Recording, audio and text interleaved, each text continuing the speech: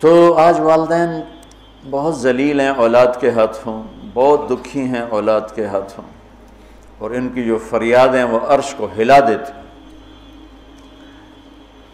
تو اپنے ماں باپ کی راحت بننا، ٹھنڈک بننا، خوشی بننا، یہ میرے رب کا پیغام ہے کہ وَبِالْوَالِدَيْنِ إِحْسَانًا۔ اور پھر وَلَا تَقْتُلُوا أَوْلَادَكُم مِّنْ إِمْلَاقٍ نَحْنُ نَرْزُقُكُمْ وَإِيَّاهُمْ۔ اور اپنی اولاد کو قتل نہ کرو، جو عرب میں دستور تھا بچیوں کو قتل کر دیتے تھے، تو اللہ تعالیٰ فرما رہا ہے قتل نہ کرو۔ آج کی خاندانی منصوبہ بندی سے ملتی جلتی ہے کہ رزق تو اللہ دیتا ہے، اور آبادی کے بڑھنے سے روٹی نہیں کم پڑتی، چونکہ اللہ کو پتہ ہے کہ مجھے کتنی آبادی پیدا کرنی ہے اور اس کے لیے کتنی روٹی، چونکہ روٹی کا انتظام اللہ نے اپنے ذمہ لیا ہے۔ ہمیں پتہ ہے ہمارے مدرسوں میں 1000 بچوں کی گنجائش ہے، تو ہم 1000 بچہ جب پورا ہو جاتا ہے تو ہم کہتے ہیں جی بس ختم، اس سے زیادہ ہم نہیں لے سکتے۔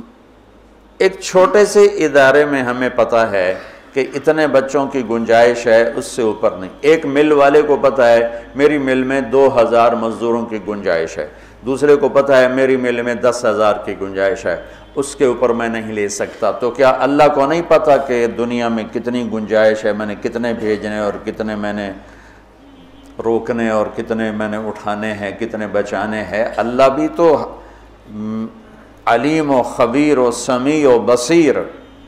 روٹی جو کم پڑتی ہے سود کی وجہ سے، سٹے کی وجہ سے، جوئے کی وجہ سے، ذخیرہ اندوزی کی وجہ سے، 2 نمبری کی وجہ سے، یہ 5 اسباب ہیں غربت کے۔ سودی نظام ہوگا، پیسہ چند ہاتھوں میں ہوگا،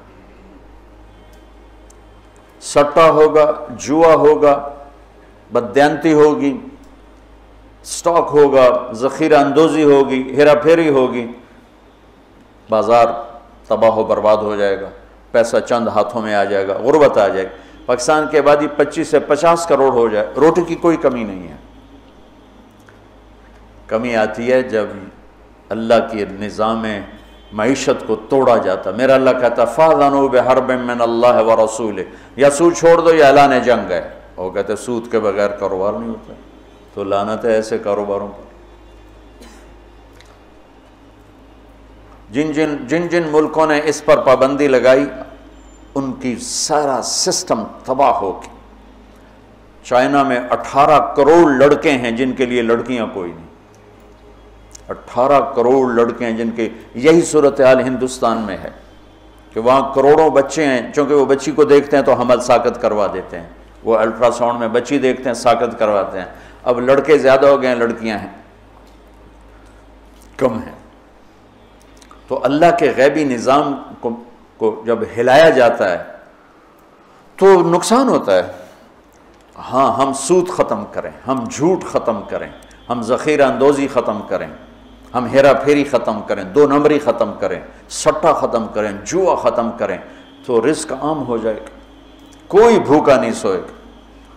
پاکستان 25 سے 50 کروڑ ہو جائے، کوئی بھوکا نہیں سوئے گا۔ لیکن اگر یہی سسٹم ہوگا جو آج ہے تو یہ 50 لاکھ بھی ہوں گے تو بھوک ہوگی، کیونکہ نظام شیطانی ہے۔ یہ تو اللہ کا شکر ہے ہماری آبادی دیہاتوں میں ہے، 70% نو پتہ ہی کوئی نہیں، کم بچے خوشحال کرانا، وہ لگ گئے نہ پڑھیں۔